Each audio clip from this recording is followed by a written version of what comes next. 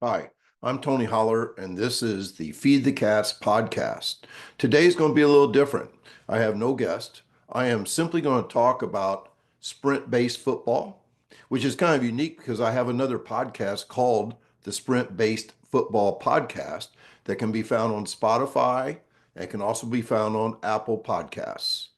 But today, I'm going to start with the fact that I'm offering a universal speed rating master class on Feed the Cats. I'm going to do 8 sessions beginning September 2nd. Those sessions will be held on Tuesdays at 11 o'clock Central Time. Now, if you cannot make the class live, you get the recording lifetime access. So it's no problem at all. Every session will be like a 40 to 60 minute presentation, followed by 30 minutes of Q&A. This is the first time I've offered anything like this. If you want to know what the 8 sessions are going to be, the first one's going to be kind of a general overview. I call it learning to cook. Feed the Cats is a way to cook. It's not a recipe. So it's really important that you learn the general pillars of Feed the Cats. The second one's going to be max velocity training. That's all about the way we train speed. Session 3 will be X Factor, where we will talk about doing exercises, non-sprint exercises that will improve speed. Number 4 will be acceleration. Everybody loves acceleration. I'll even get in a little bit into block starts and things because that's a pure acceleration as well. And so we'll talk about those mechanics and what you can do to improve acceleration. Number 5 will be energy systems. And I really look forward to this because I think the way I train 400-meter runners, which by the way, fast and slightly out of shape, is a great way to train athletes in all sports. So I use 400-meter training as a template for training soccer, lacrosse, football, just fill in the blank. The next one will be the Feed the Cats approach to training athletes in all sports. Here we will get specific about volumes and about strategies and about keeping the speed of your team high because speed is the tide that lifts all boats. Next, we will talk about this number 7 will be feeding the cats in the weight room. And I will most likely have a guest speaker there. I don't want to give that away yet, but I'm really looking forward. This will be the first time we've actually had a weight room feed the cats session. And then the last one is just feed the cats the secret sauce. And I think that there's so many things that you have to talk about beyond just the nuts and bolts of training. There's no system so perfect that you don't have to have good people and good relationships inside of that organization to make it work. So I call my final one the secret sauce. Remember, it's 8 consecutive weeks, Tuesdays, $149 if you sign up before August 29th. Before August 29th, $149. That's not per session. That's $149 altogether. Altogether. So it's like $12 a session or something like that. It's a heck of a deal. And I believe you can still sign up after August 29th, but it goes up to $199. Still a bargain, but it goes up to $199. And I will post the sign up link in the program notes. So we're going to talk about sprint-based football. And the first question I'm going to try to address is what is sprint-based football? Sprint-based football is a low-dosage approach to coaching football that prioritizes speed over endurance. It prioritizes winning over outworking your opponents. And it prioritizes performing instead of grinding in practice. The goal of sprint-based football is to get players to love practice.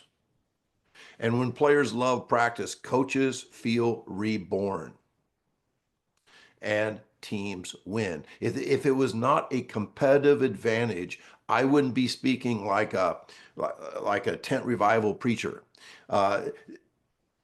You win with sprint-based football, and coaches' lives are better, and players' lives are better, and players don't get hurt as much. And all those things come together to form this beautiful synergy. Sprint-based football applies feed the cats principles specifically to the sport of football. By the way, you can plug these ideas into many other sports. So the first thing I say about feed the cats is, so if we're talking about feed the cats principles, let's talk a moment about feed the cats. Feed the cats is a way to cook. It's not a recipe. Oh, sure, we can talk nuts and bolts. We can talk recipes, but if you don't know how to cook, the recipe won't suit you well. Now, if I can expound a little bit, like if I was tweeting about it, I might just say two words: prioritize speed. Prioritize speed, and that's it. That when we prioritize speed, magical things happen. If I could expound further than two words, I'd say you need to sprint. You need to record, rank, and publish. You need to sprint before lifting. You never let today ruin tomorrow.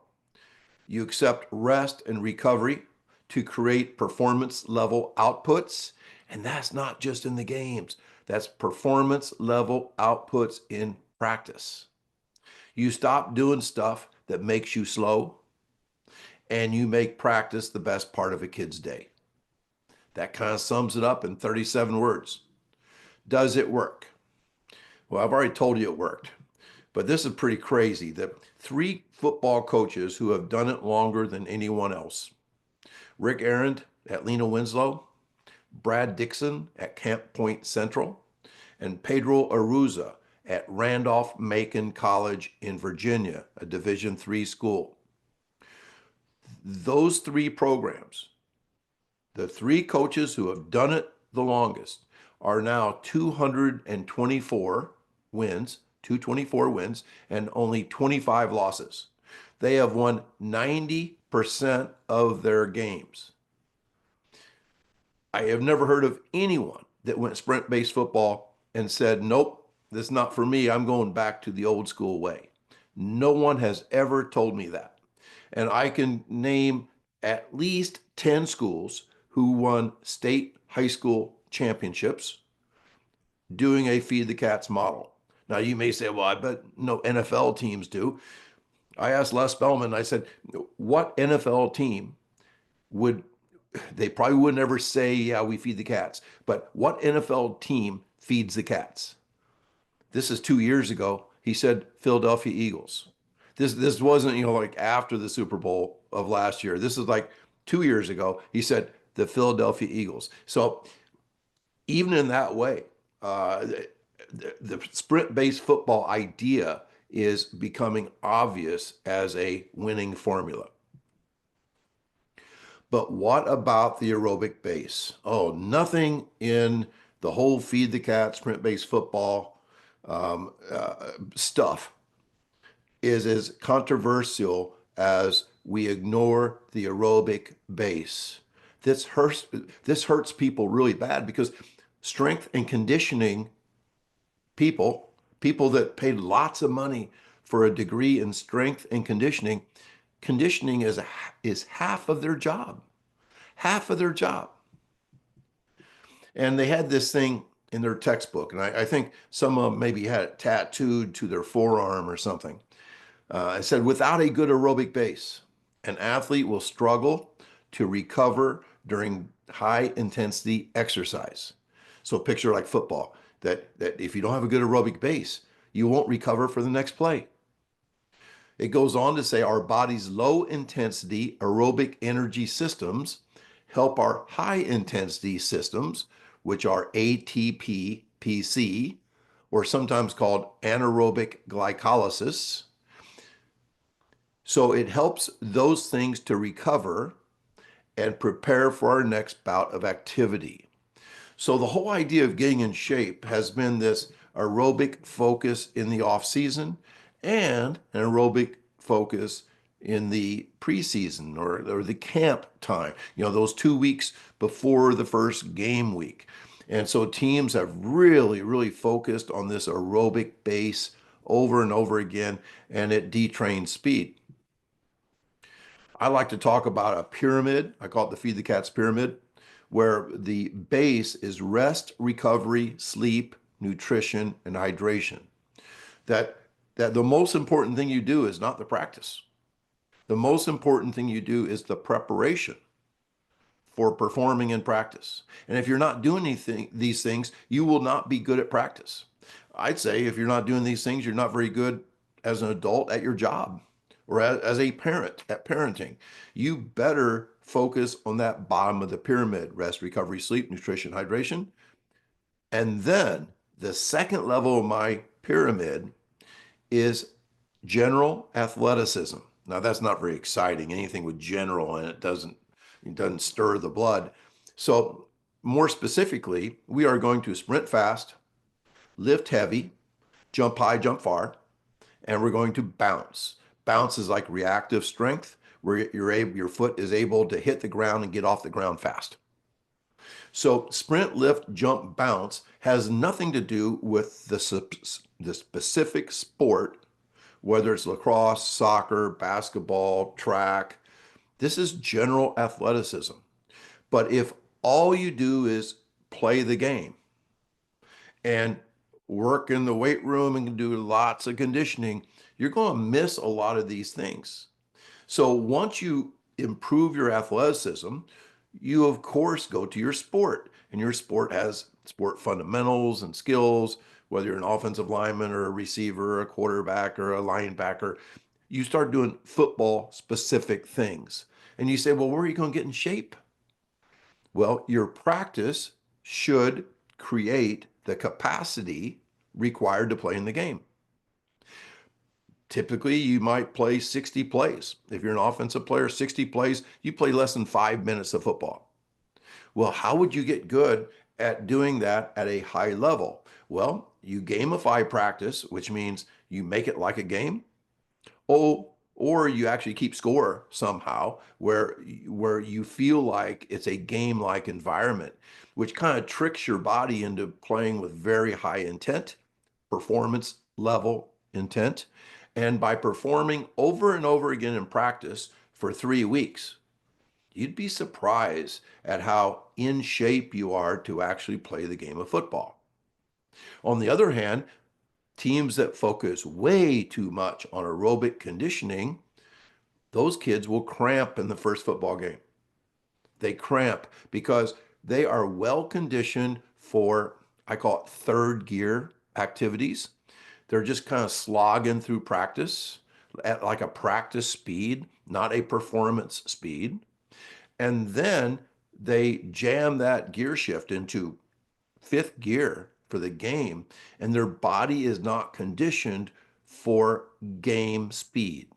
Game speed will wear you out if you practice at sub levels of game speed. In sprint-based football, teams prioritize athleticism in the off season and in season.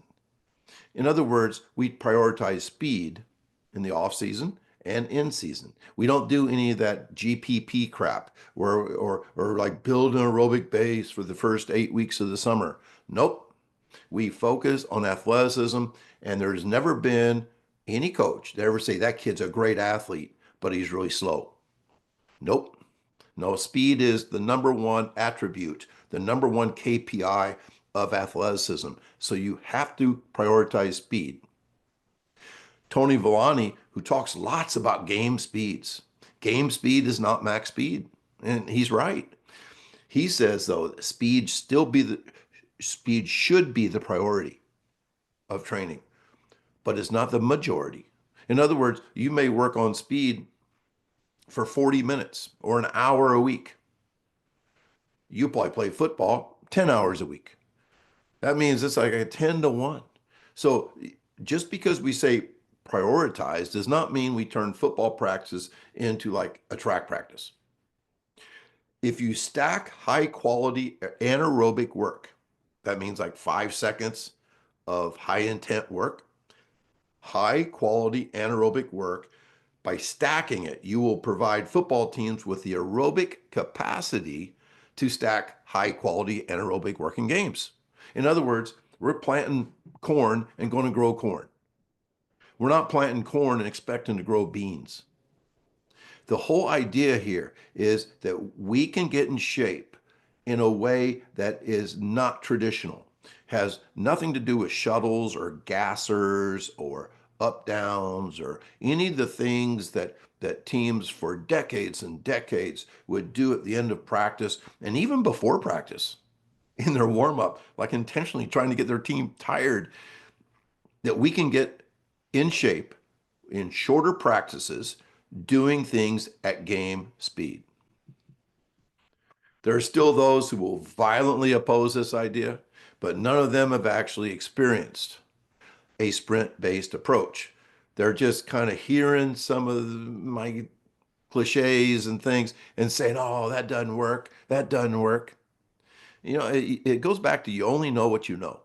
If you were raised with this aerobic mindset, and you held up four fingers because going into the fourth quarter you held up those four fingers saying yeah we deserved to win this fourth quarter because we ran 10,000 gassers. If you grew up like that, it's real hard to hear sprint based stuff and say, yeah, I think the fastest team is probably the fastest team in the fourth quarter, so we need to be fast. It's interesting that fast players don't fatigue like slow players. If you think of game speed being 14 to 18 miles an hour, guys that can run 22 or 23 miles an hour can play at game speed all day long because it's easy for them. Now, a slow guy with a ceiling of, let's say, 19 miles an hour, game speeds will wear them out.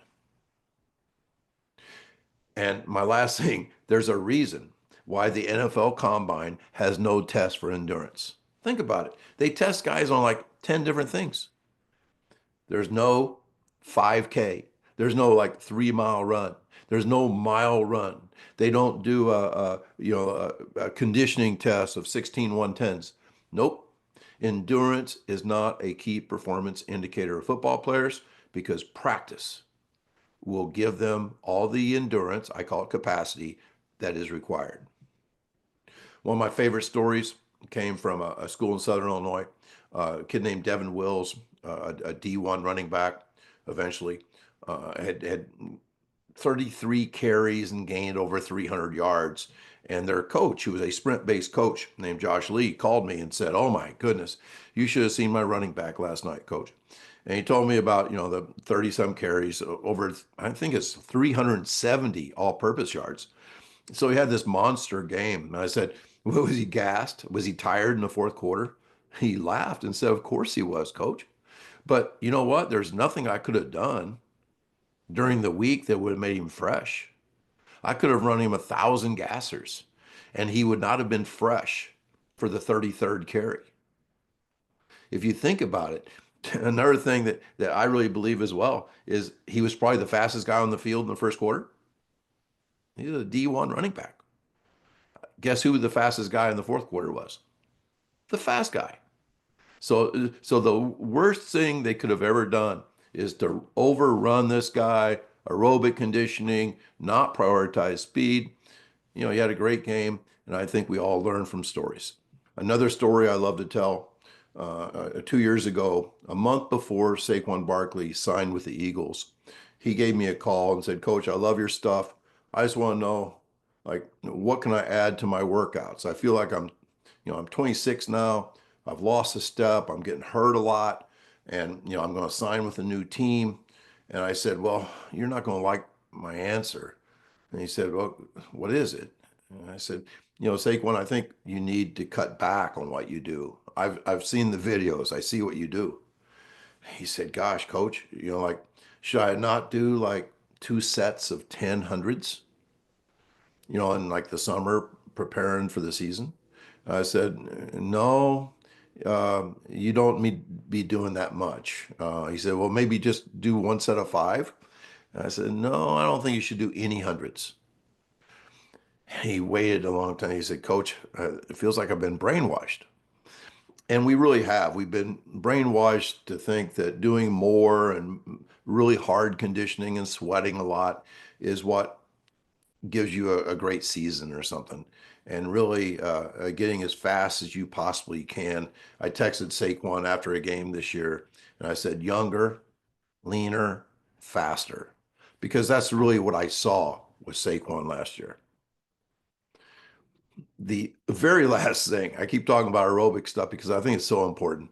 Um, about 40 years ago, Nebraska put out a tremendous video on training, and they made two statements that people must just have ignored, even though Nebraska was on top of the world back then. And they said aerobic work does not prepare players for the fourth quarter. Wow. I guess everybody just ignores that. And then the second thing they said, building an aerobic base does little to improve a football player. Of course, that's totally true. Let's talk about the weight room a little bit. Sometimes I get slammed for not being a weight room guy. And obviously I'm a track coach. And so, I don't live in a weight room and I don't have an S&C degree or no letters after my name or anything. But I do think that football coaches really get the weight room right. I don't think we have to encourage football players to get in the weight room. Everywhere in America, if you're a football player, you're in the weight room and you need to be. But I do say be general in the weight room and be extreme in speed training and be specific in practice. So that general in the weight room is simply let's get generally strong. Let's do things that smart weight room people do and stop thinking that there's some magic exercise in the weight room that will magically make you faster or jump higher. It's really not true. Strength is generally good though. I also say never let lifting interfere with speed. In other words, if your lifting is making your guys slower, adjust, please. And you never want to interfere with the sport in season. And that obviously a football coach would not want lifting to interfere with his players' ability to win football games. But also, if you're a football coach and your athletes are running track in the spring, they should not have mandatory lifting where you don't care whether the lifting is making them sore or making them slow. You should never do that. I don't think you should ever sprint after lifting. You always sprint fresh. So sprint and then lift, not the other way around. And, I kind of apologize to people. That's all I really got to say about the weight room. But, like I said, I think football programs get it right. Matter of fact, they probably get it better than right. They actually are chasing, really high numbers or chasing infinite strength, which is probably unnecessary. One of the reasons why football coaches overestimate the value of the weight room is because most football coaches love the weight room. They were probably slow-footed, they were a try-hard guy, and they were a grinder. And those people feel secure in the weight room. Now, they don't feel real good when they get timed, because they're a step slow. But yeah, most football coaches come from that background. Well, let's go to the volume of work. Shouldn't we try to outwork our opponents? Well, sprint-based football, feed the cats, football, one of the pillars is the disciplined pursuit of less. I love the word disciplined because it's really, really hard to not overdo it as a coach. We are just wired for more, more, more. I mean, we would practice 12 hours a day if we could, and we have to hold ourselves back. In sprint-based football, practices are short and enthusiasm is high. We never want to let Monday's practice ruin Tuesday's practice. We never want today to ruin tomorrow. Going back to Pedro Aruza at Randolph-Macon, his first 4 practices of the year, 60 minutes, 60 minutes, 60 minutes, day 4 off. That's not old school, people. That's pretty crazy. And when you do that, your kids stay fast. Their enthusiasm stays really high. You have no injuries, and they look forward to practice. Garrett Mueller, who's won 28 in a row, 14 and 0, 14 and 0, two state titles in Minnesota. They use Titan sensors, and they found this last year that their total volume Monday through Thursday equaled one game volume. In other words, they're keeping practice really short in order to keep speed really high and to play practice at performance levels.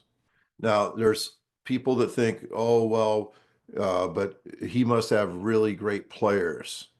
For sure, you can't have 28 and 0, 28 straight wins without great players. But the whole idea that if you're outmanned, you need 4-hour practices, or your players need to get a lot more tired in practice is just flat wrong. And that just creates more and more losing. Some people are like, oh, we have a small school, so we have two-way players. They have to condition twice as much. Yeah, talk to Colorado. See what they did with Travis Hunter. They were not running him extra sprints. They were giving him extra days off. You can't lose Travis Hunter. You must make sure you prioritize speed with Travis Hunter. And so your two-way players are indispensable. You cannot lose them. Of course, a lot of football coaches think that the reason why they lose is because their kids are soft. And so this makes them, okay, we're going to work you twice as hard. It never ends well. And then just losing in general. Hey, we just weren't in shape, or hey, we didn't want it as bad as those guys did. And losing, you should try to find the true reason why you lost, which is maybe a lack of talent, or maybe fumbles or missed tackles, but to keep going to these default things where we're just going to work twice as hard next week and twice as long, that's just that's just called a long losing streak. So max velocity is one of the keys. So let's talk about max velocity and why we do it. Arguably the best S&C guy in the NFL. He's probably the guy with as much sprint cred as any S&C guy in the NFL has, because this guy, Buddy Morris, still holds his 100-meter record at his high school. So he was a sprinter who is now a weight room guy. And I love what he says. He says, we train our skilled guys like Olympic sprinters and our big guys like hammer throwers. But everyone is exposed to max velocity. Everyone. That exposure to max velocity is key, and let's talk about it. I've said it before, and you've heard me say it a lot, probably. The speed is the tide that lifts all boats. If a golfer gets faster, their club speed improves. If a volleyball player gets faster, they jump higher. They change directions better. You can say almost anything athletically, and an improvement in speed will improve overall athleticism. That's because there's nothing that requires more from our central nervous system, our CNS, than sprinting in a straight line and getting timed. So it becomes really, really important to push that CNS, to give kids a small, doesn't have to be a lot, matter of fact, it can't be a lot, a small exposure to speed. And then, of course, in football, I love talking about big cats, and big offensive tackles who are fast are just better offensive tackles. Stewartville obviously prioritizes speed. This is Garrett Mueller again. 2 years ago, for their first state championship, their team started the season. This is 10th, 11th, and 12th grade. Their team started the season with an average mile per hour at max velocity of 19.2. The second year, they started better. They started at 19.6. So that shows me they're playing the long game. I would think that this year, their initial numbers going into the season might be 20 miles an hour. And that's something you really want. But let's look at what they did in season. During that 16-week season, 14 games. I mean, that's a grueling long season. Their times, their miles per hour 2 years ago went from 19.2 to 19.9. That's an improvement of almost 1 full mile per hour. 0.7 mile per hour average improvement in the season. While most teams are getting slower, Garrett's team's getting faster. And then last year, they went from 19.6 to 20.3. So the common thread, both the last 2 years, their improvement has been plus zero point 0.7 miles per hour across the board, sophomores, juniors, seniors. That improvement in speed means that they were better athletes at the end of the season than they were at the start of the season. The other hidden thing about speed is the health benefits of max speed exposure, max velocity exposure. In Garrett's 2 championship games, with rosters of over 100, rosters of over 60 varsity players, only one kid missed out on playing time in those 2 games. One kid, 2 years, full roster. So another way to say this, over 99%, something like 99.4% of Garrett Mueller's roster was available for the state championship game, game 14, after 16 or 17 weeks of a season. After all that hitting, they were still healthy. Just amazing. So I want to dive deep a little bit on this whole idea of why teams are healthy when they're sprint based. First of all, there's just some magic. I can't explain it, but when you hit max velocity a couple times a week, there's some magic in that. And then with sprint-based football, since today can never ruin tomorrow, practice volumes are less. And we have found that about 90% of all injuries are due to high volumes in practice. 90%. It's the whole idea that a tired body and brain can't protect itself. There are fewer collisions, just practicing less. And also the fact that teams are constantly looking to stay healthy, so they only hit as much as necessary. And then every sprint-based football team does RPR, reflexive performance reset. That's where you combine diaphragmatic breathing with acupressure points. And if you've never seen it done, it's kind of life-changing or performance-changing at least. And then the last thing is that sprint-based football teams take weekends off. A high school football team takes Saturday and Sunday off. And there is, it cannot be overstated, the value of getting away from football 2 days every week, mentally and physically, to be anxious on Sunday to get back to work on Monday is so much better than dreading the start of another grind the next day. So they just take Saturday off, Sunday off, and then they come back on Monday and they do very little on Monday. And these teams are like uncaged animals when it comes to game time. So how and when do you speed train? This is what I would suggest. I would suggest speed training on Monday because you got to speed train fresh. So timing on Monday makes a lot of sense. The other day is kind of up for grabs, but right now After speaking at a school down by St. Louis, Roxana High School, that have game day speed trained for the last 2 years, I am convinced that game day is a perfect time because, like if you play on Friday night, you go light on Thursday. That's a pregame. You don't want to burn the steak on Thursday if you have a game on Friday.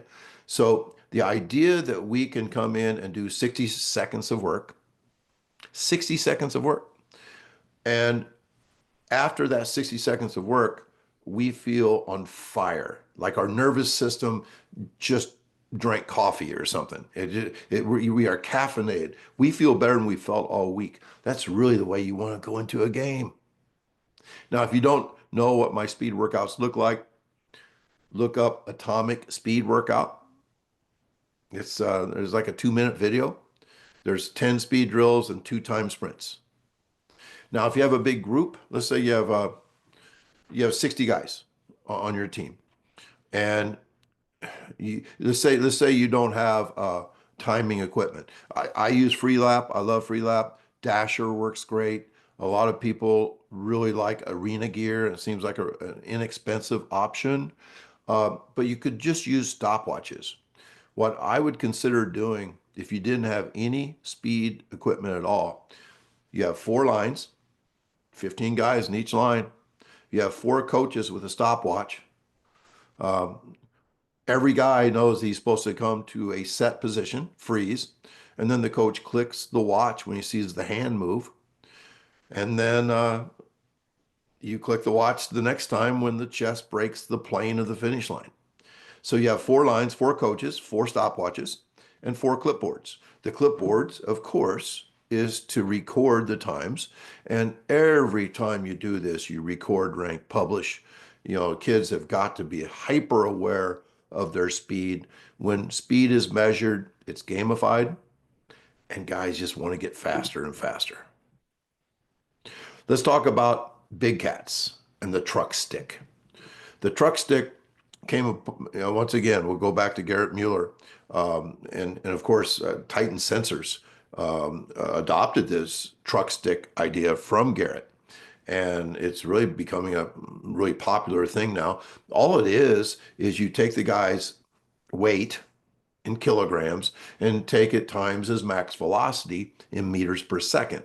And if you want a spreadsheet that will calculate all of that for you, simply email me. I have it. I'll send it to you. You go file, make copy, start putting your kids' names down, put their weights in, put their 10-yard fly times in, and everything is calculated for you on that spreadsheet. I do that for you for free. Now he's in a pretty small school, like 600 kids.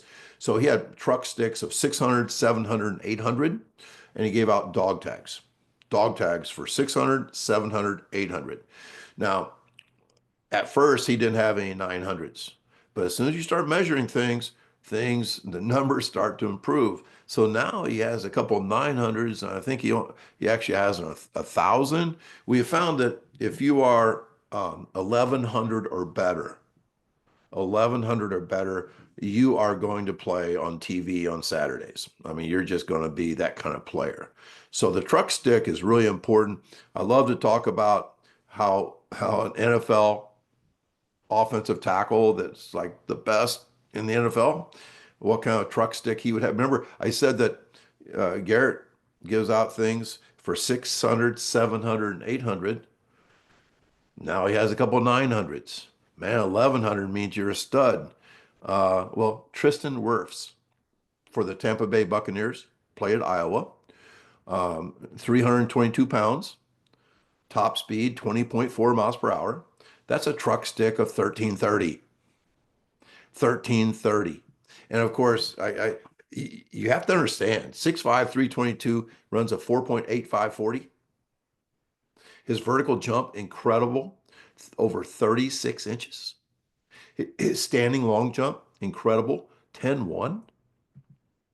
He was also state champion heavyweight wrestler in Iowa.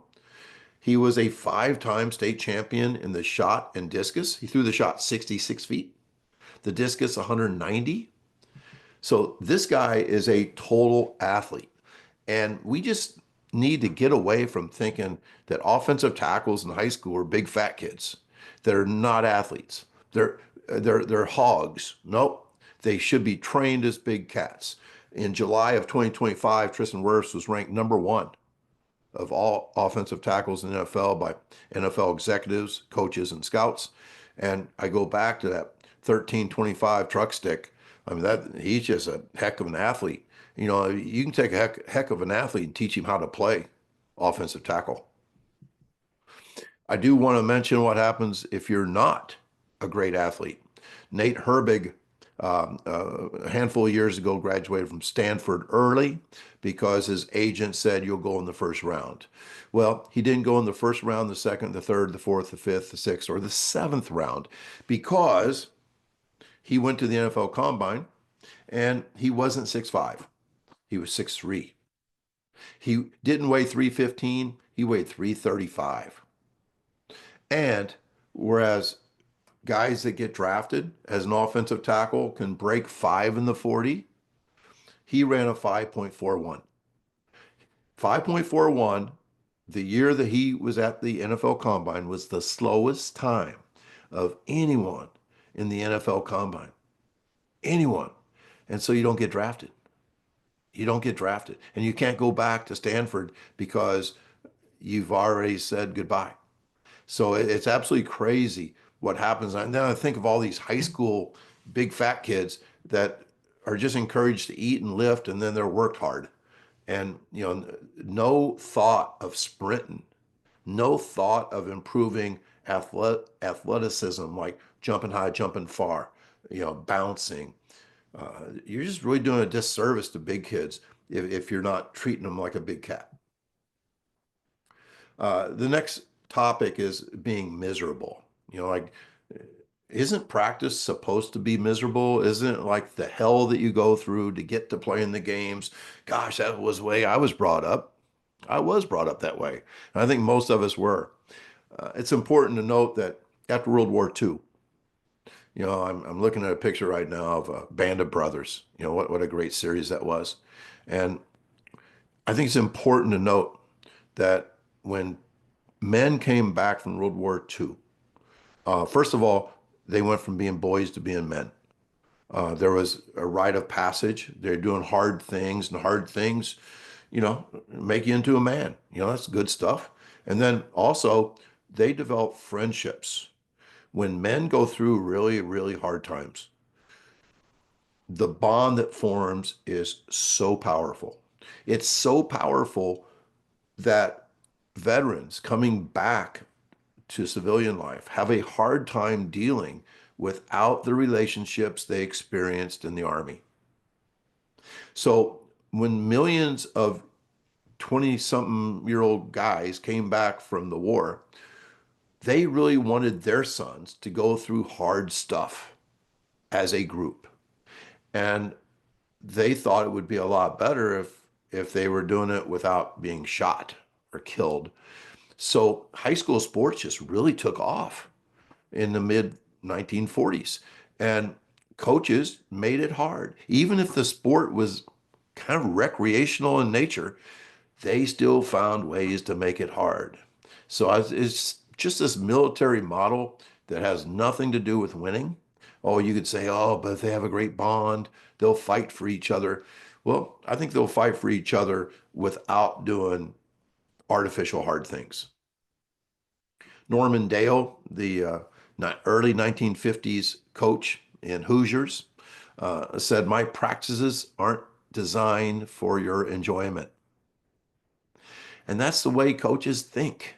You know, we're going to make practice hard. We're going to turn boys into men. You know, sometimes we talk to them like they're soldiers and things. But what I like to say that kids are really good at what they like. And if they hate practice, they'll never be as good in practice as they should be. Kids are good at what they like. And then they're obsessed with what they love. So if 95% of a kid's athletic life is practice, why not gamify it? Why not make it We're not talking about birthday fun. We're talking like cutthroat fun, like competitive fun, like physical fun. And and when they really fall in love with practice, they become better athletes. At Camp Point Central, Brad Dixon, um, his football program, this is incredible.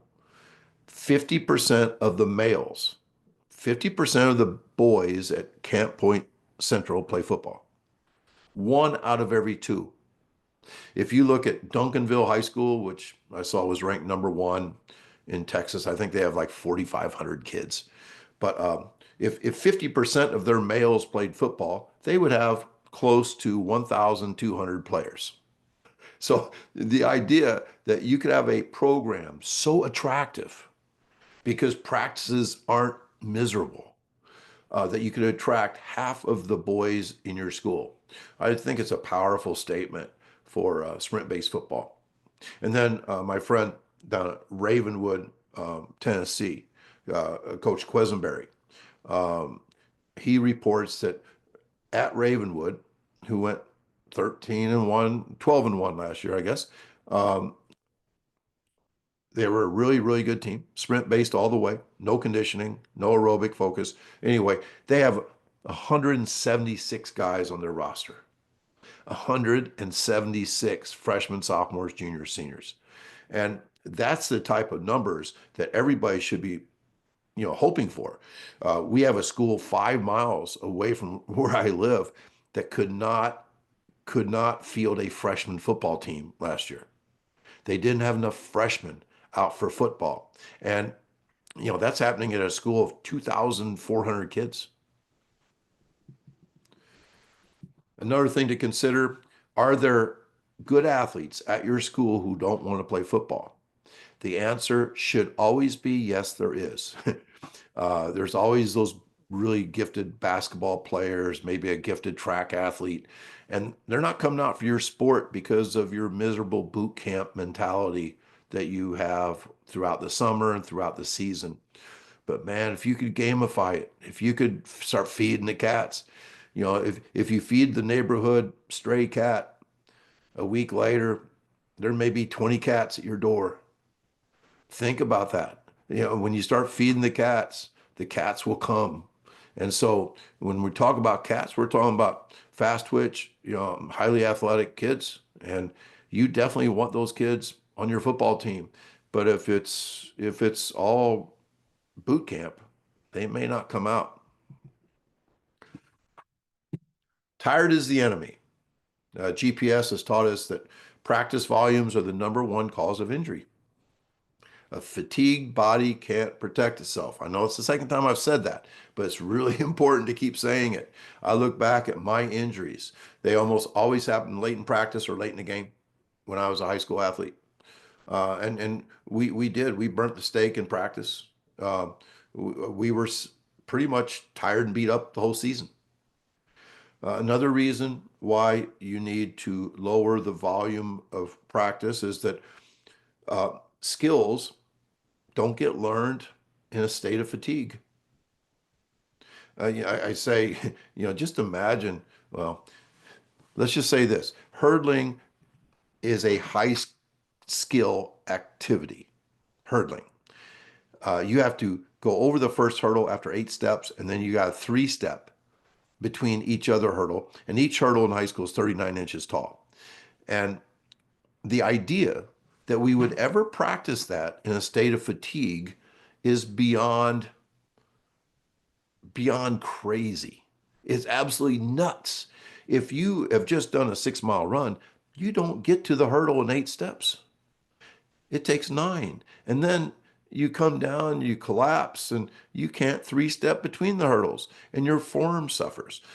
Everything we do to try to make execution better in football is really skill acquisition. We are trying to do things perfectly. And if your kids are tired and they can't pick up their feet and they can't concentrate, their execution will suffer. The last thing, tired athletes are slow athletes. Practicing slow does not promote speed. I don't know why I have to say that, but if you practice at 12 miles an hour and your games are played at 17 miles an hour, you're not going to win. You're not going to win. You're going to play like you practice, but coaches still go out and just do more and more and more. Vince Lombardi once said, fatigue makes cowards of us all. If you think about that, I don't think we want cowards in practice. We don't want cowards in the football game. We want tough athletes. And so all this extra stuff that coaches are doing that create fatigue are actually making their kids soft. They're trying to get them tough, but it's actually the opposite. And so really tired should be the enemy. I think every football coach would love, for their kids to display the three E's: energy, excitement, and enthusiasm. Energy, excitement, enthusiasm.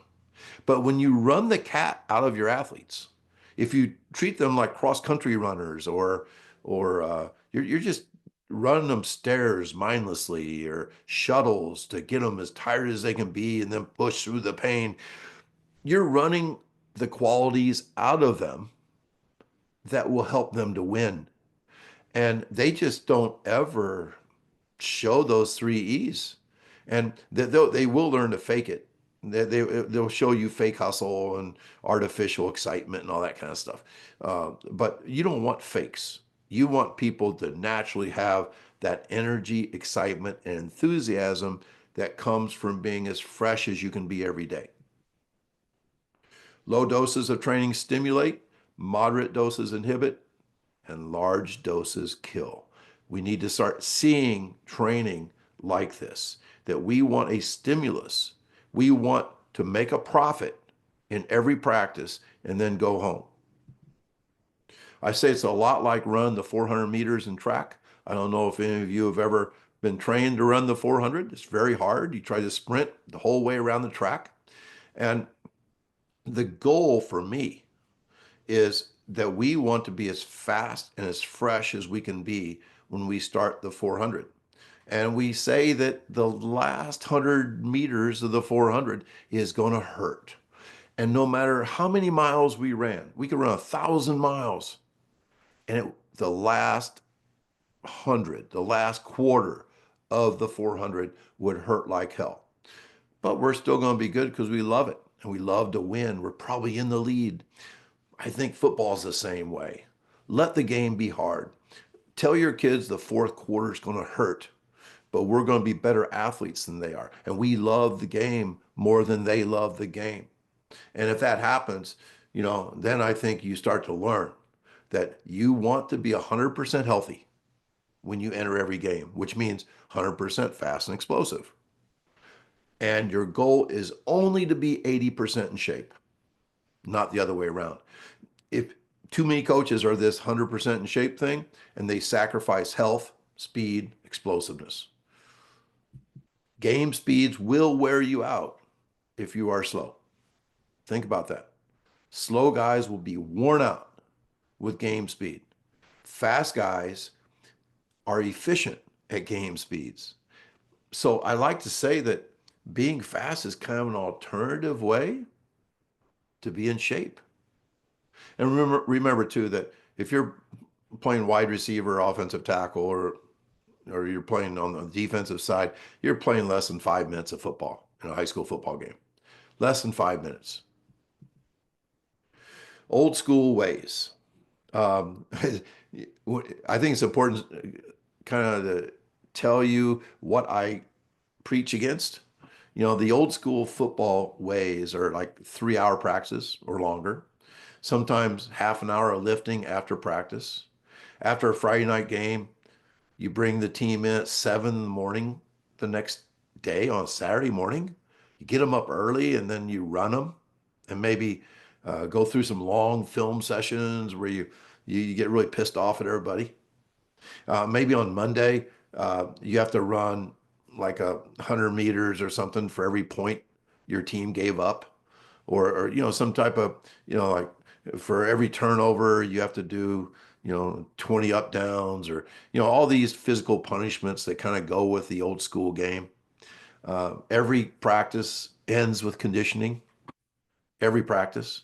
Sprint-based football, none of that.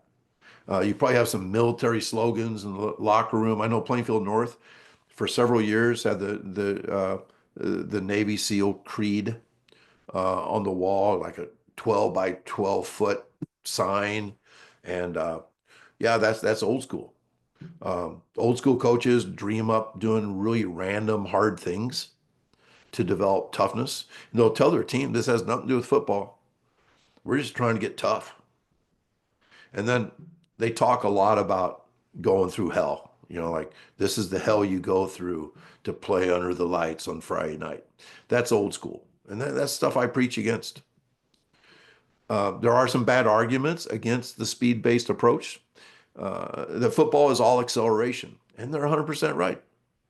100% right. But guess who accelerates best? Fast guys. So improve everybody's max velocity, and then let football work on acceleration. Yeah, you can push some sleds and things. That's fine. You can pull some sleds. That's all good.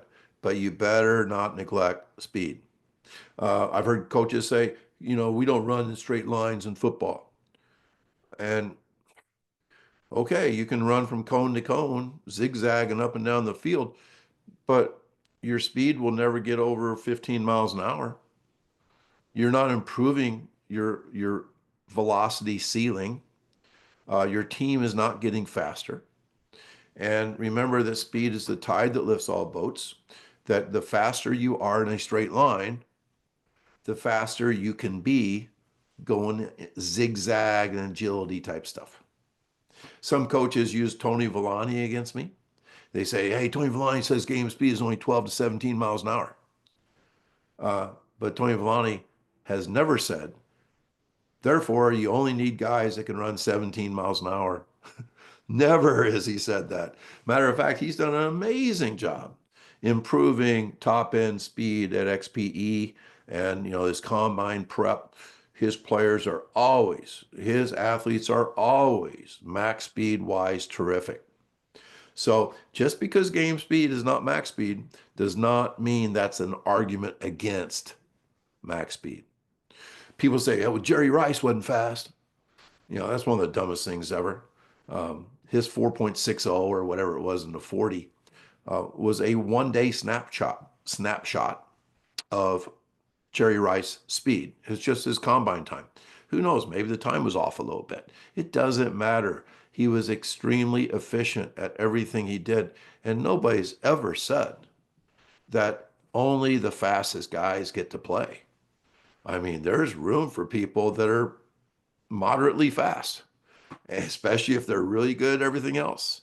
But Jerry Rice should never, I hope he never said, no, I don't want to get faster. Everyone that gets faster becomes a better athlete.